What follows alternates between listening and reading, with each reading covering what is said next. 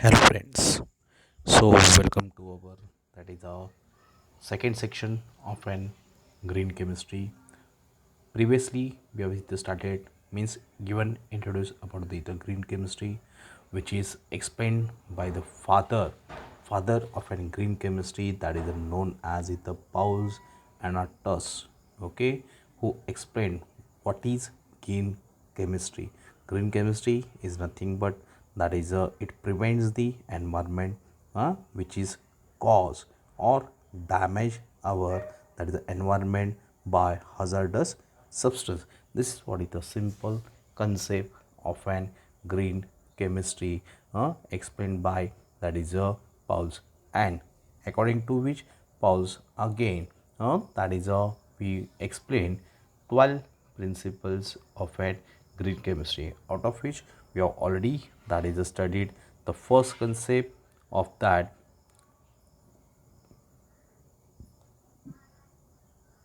First concept that is known as the prevention of waste product or byproducts. Okay. Second, that is known as atom economy. What is atom economy? Already we have introduced, आपण ते पाहिलेले आहे. Item इकॉनॉमीला काय म्हणतो आपण की आपल्याला जो प्रोडक्ट आहे तो जास्तीत जास्त मिळाला पाहिजे आणि त्याच्यामध्ये जो आपण इन्व्हेस्ट करतो आहे रिॲक्टंट्स तो कमी प्रमाणामध्ये पण प्रॉडक्ट हा जास्त प्रमाणामध्ये आपल्याला मिळाला पाहिजे आहे, हे असा कन्सेप्ट आपण सांगतो इथं. त्यानंतरनं थर्ड प्रिन्सिपल आहे त्याचा कोण तर लेस हजार्डस केमिकल सिंथसिस, म्हणजे जे केमिकल कंपाऊंड आपण प्रिपेअर करतो आहे तो आपल्याला पर्यावरणामध्ये म्हणजेच एन्व्हायरमेंटमध्ये हा घातक परिणाम कमी असायला पाहिजे आहे. ओके. आणि चौथा दॅट इज सांगितलं आपण की डिझायनिंग सेफर केमिकल्स, म्हणजे जो सबस्टन्स आपण तयार करतो आहे तो एकदम साधा सोपा आणि सुटसुटीत असायला पाहिजे आहे. तर ह्याच्या पुढचाच आपला पाचवा कन्सेप्ट जो आपण आज चालू करणार आहोत तो म्हणजे काय, use safer solvent and that is for preparation of an substance. आता ह्याच्यामध्ये काय की जो कंपाऊंड आपल्याला प्रिपेअर करायचा आहे त्या कंपाऊंडसाठी आपल्याला जो सॉल्वंट म्हणजे प्रॉपर सॉल्वंट दारिद्र्य लागणार आहे तो भरपूर ह्याच्यामध्ये आपल्याला इझिली अवेलेबल असायला पाहिजे आहे आणि त्याचा मिनिमम दॅट इज युटिलाइज असायला पाहिजे. पण जो प्रॉडक्ट आहे तो कसा असायला पाहिजे तर लार्ज फॉर्ममध्ये असायला पाहिजे. This is large percentage of and total waste creation इथं. ओके. मीन्स हा कन्सेप्ट त्याच्यामध्ये आपण दारिद्र्य सांगतो आहे कशात तर आपला पाचवा जो दॅट इज अ प्रिन्सिपल आहे तो use safer solvent and auxiliaries. Okay. तर अशा पद्धतीने ओके तो आपला दॅट इज अ सहावा प्रिन्सिपल आहे तो म्हणजे काय, design for design for energy efficiency. Okay. आता कन्सेप्ट तर हा तुम्हाला कळाला असेल की मी काय सांगणार आहे. लेस एनर्जी इफिन्सी म्हणजे जो केमिकल प्रॉडक्ट आपण तयार करणार आहोत त्याच्यामध्ये तुम्हाला जे काही ते लागणार आहे केमिकल सिंथसिस लागणार आहेत. ओके. त्याचा डिझाईन कसा असायला पाहिजे, कमीत कमी असायला पाहिजे आणि तो कमीत कमी एनर्जी युटिलाइज व्हायला पाहिजे जेणेकरून okay due to which it should be better minimize the energy, म्हणजेच तो कमी एनर्जी दॅट इज रिक्वायर करून कॅरी करून ओके आपल्याला रिॲक्शन जो आहे तो साध्या म्हणजेच रिॲक्शन रूम टेम्परेचरला आणि प्रेशरला तो क्रिएट व्हायला पाहिजे. हा कन्सेप्ट आपण इथं एक्सप्लेन करतो आहे. अशा भरपूर काही इथं दॅट इज आपल्या डे टू डे लाईफमध्ये पण आहे. ओके. तो म्हणजे काय, काम कमी करण्यासाठी आता फॉर एक्झाम्पल आपल्याला पण माहीत आहे दॅट इज चालत येण्यापेक्षा आपण काय करतो आहे, एनर्जी लेस इथं प्रिफर करण्यासाठी इथं काय करतो आपण की सायकल वापरतो आहे. आणखी जर आपण सोफिस्टिकेट झाला तर त्यामध्ये परत बाईक्स आपण इथं यूज करतो आहे. ओके, गाडी यूज करतो आहे. दॅट इज म्हणजे काय झालं इथं एनर्जी जो आहे तो ॲक्च्युली तसं आपण उलटं सांगतो इथं की गाडी वगैरे यूज करायचं म्हणजेच एनर्जी इथं जास्त जातो आहे. म्हणजे कुठल्या स्वरूपामध्ये जातो आहे, कोणत्या फॉर्ममध्ये जातो आहे, तो मनी फॉर्ममध्ये जातो आहे. तर असं नको आहे आपल्याला. ओके, त्यामध्ये आपल्याला जो प्रोडक्ट आहे तो मिनिमम पण maximum content of and that is a रिॲक्शनमध्ये असायला पाहिजे आहे. तर अशा पद्धतीने means that is a sixth concept of and green chemistry explain करतो आहे. तो म्हणजे कुठला, design for less energy efficiency. Okay, तर नंतर ना ह्याचाच energy sixth principle seventh principle नाव is called as use of renewable feedstocks. Okay, म्हणजेच काय, जो काय आपण यूज करणार आहे तो रिलायबल असायला पाहिजे आहे आणि तो आपल्याला प्रॉपर फीडबॅक द्यायला पाहिजे आहे इथं. ओके, त्यालाच आपण काय म्हणतो आहे, use of renewable that is the feed stocks that is the substance इथं. सो हा जो प्रिन्सिपल ॲक्च्युली आपल्याला एक्सप्लेन करतो आहे तो म्हणजे काय, that is it explain the uses of and largely towards the petrochemical. Means petrochemical हा जो पॉईंट आहे तो आपण ॲक्च्युली डायवर्ट होतो आहे तो कुठं इथं, तर प्लांट बेस्ड कंपाऊंड और plant रिसोर्सेसपासून.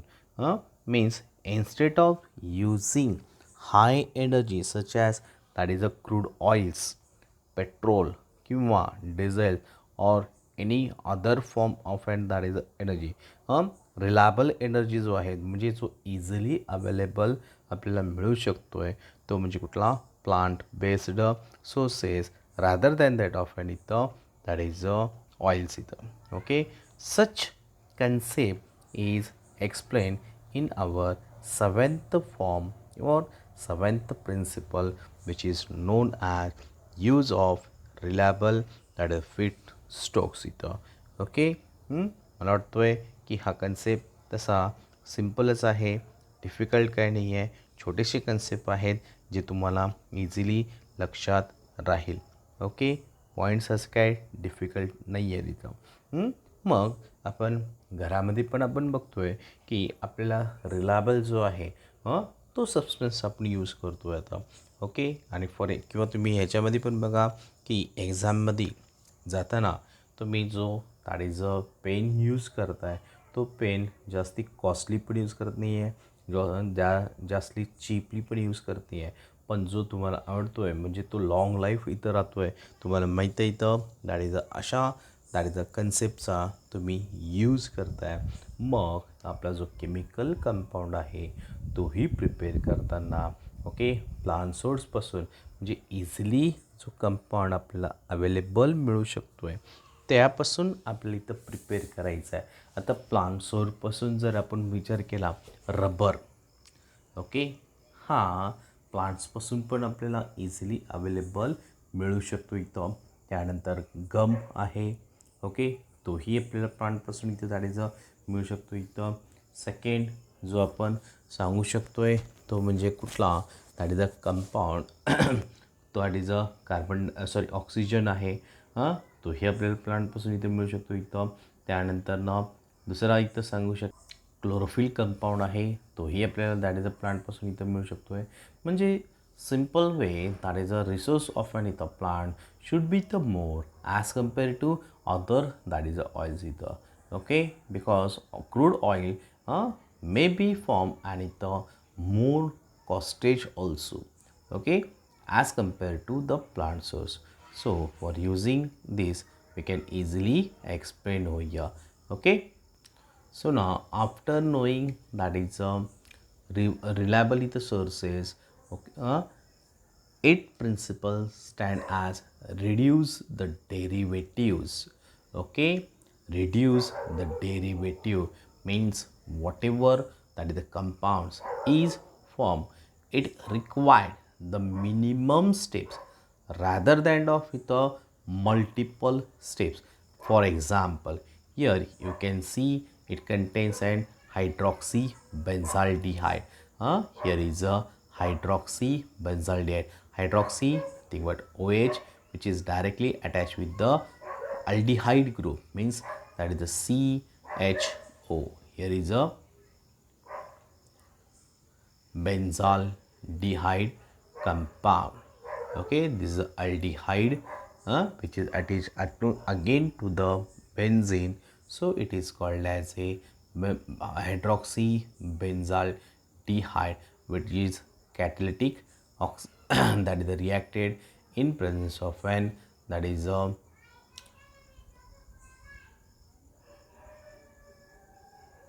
the benzyl chloride, which forms an ester compound which on oxidation gives that is a acid compound, and that acid compound after that is a deprotonation of an OH group, it again gives a simple product that is called as hydroxybenzoic acid. Means such that is a simple step should be carried out. म्हणजे थोडक्यात काय जास्तीत जास्त complexion that is the स्टेपमध्ये न जाता साध्या simple फॉर्ममध्ये हा रिॲक्शन आपल्याला इथं करायचं आहे.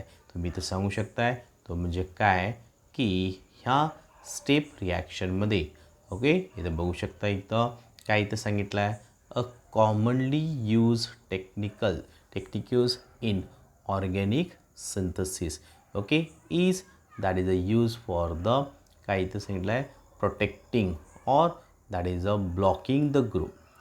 बरोबर ना. म्हणजे थोडक्यात जो साधा आपला सिंथेसिस आणि द प्रोडक्ट आहे तो आपले यूज करायचा.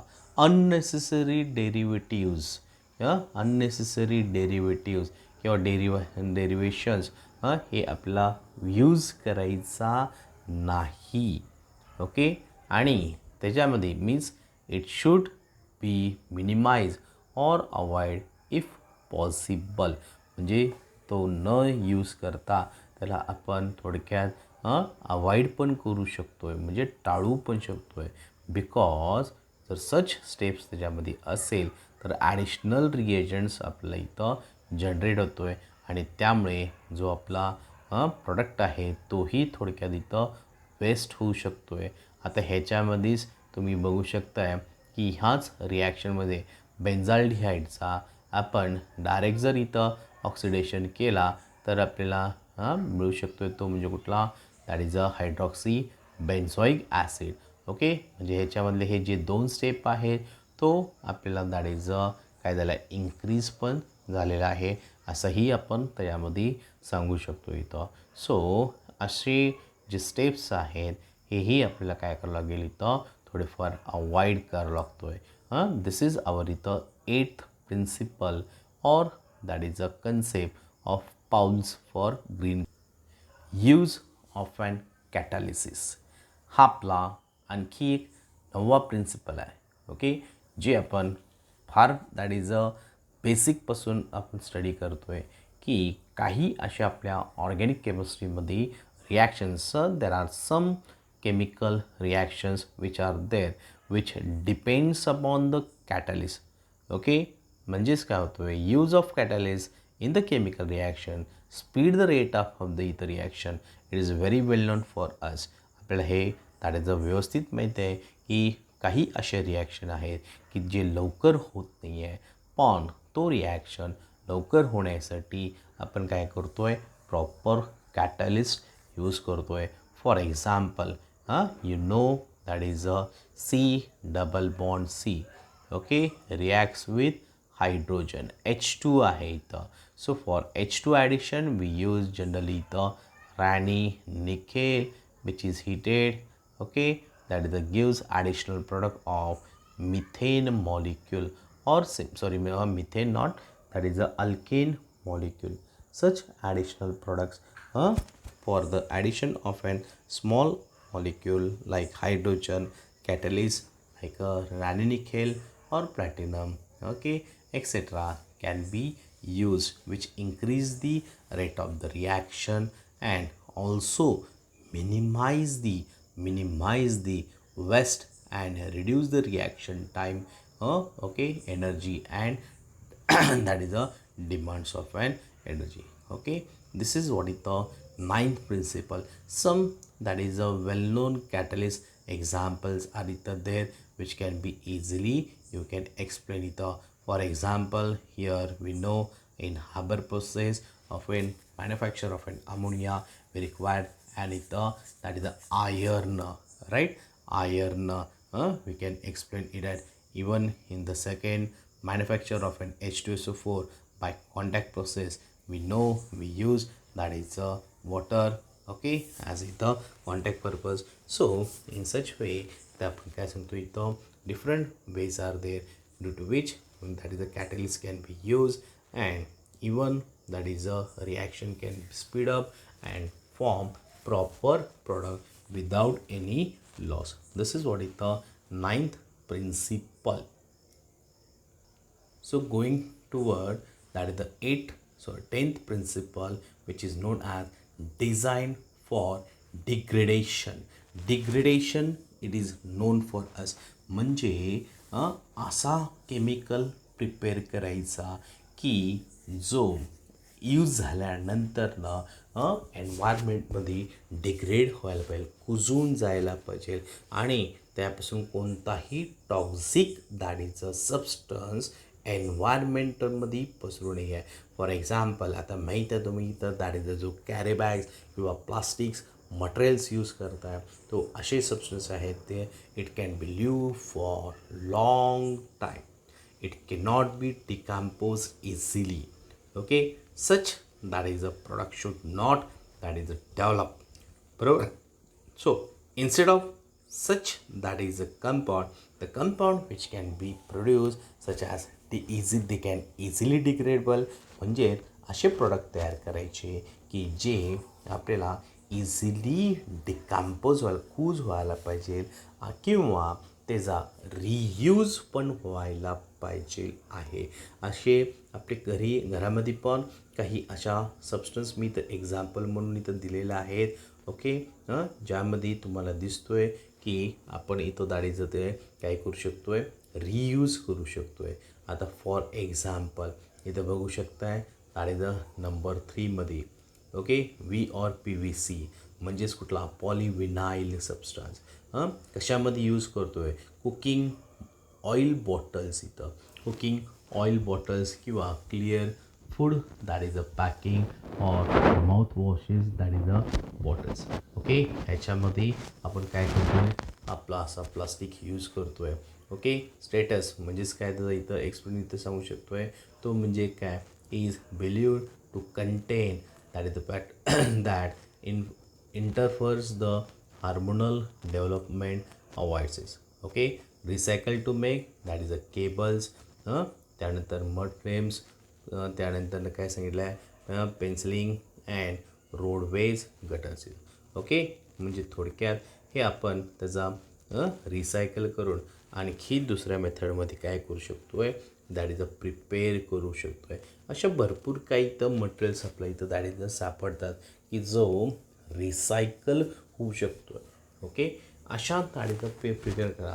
आणखी आपल्याला माहीत आहे घरामध्ये पण आपण एखादी वस्तू जर आला जर त्याचा आपल्याला रियूज होत असेल तर आपण त्याचा रियूज करतो, नाहीतर काय परत आपण काय करतो आहे ठेवून परत त्याला सोडून काय करतो आहे टाकून देतो आहे, त्याचा यूज पण होत नाही आहे, काही नाही आहे. पण असं नाही करायचं आहे.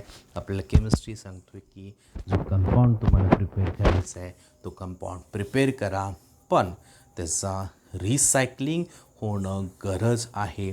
आणखी एन्व्हायरमेंटचा हा बेसिक म्हणण्यापेक्षा मोस्ट इम्पॉर्टंट कन्सेप्ट आहे की तो रिसायकल व्हायला पाहिजे आहे without eliminating any toxic materials. So this is what is the 10th principle.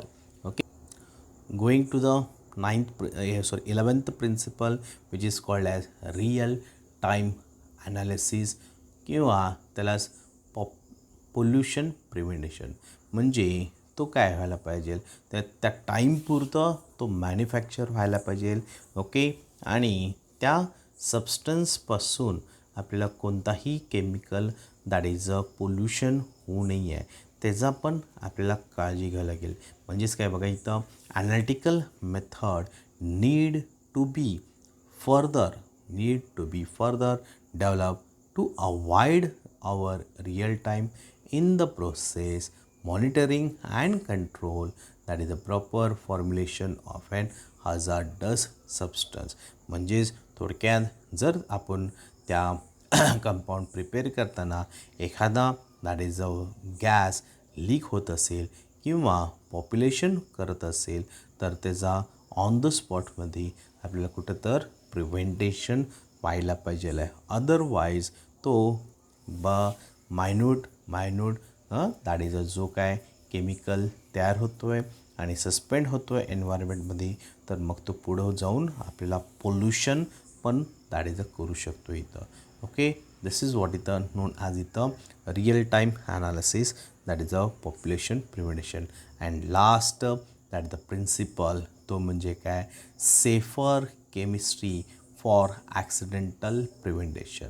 Okay. Safer chemistry for accidental preventation आपण काय सांगतो आहे की आत्ता सांगितलं इथं की टाईमलाच आपण त्या पोल्युशनला कंट्रोल केला नाही तर आपला तो काय होऊ शकतो आहे पुढं जाऊन रिस्क होऊ शकतो आहे. सो अशा रिस्क फॅक्टर जो आहे सच risk factor should be prevented. Okay. That is non as इथं safer chemistry for the accidental, that is we need to develop chemical processes that are safer and minimize the risk of accident. Okay. Already हेडिंगमध्येच त्याचा concept आपण सांगू शकतो आहे. This is what इथं principle 12 principles of an policy.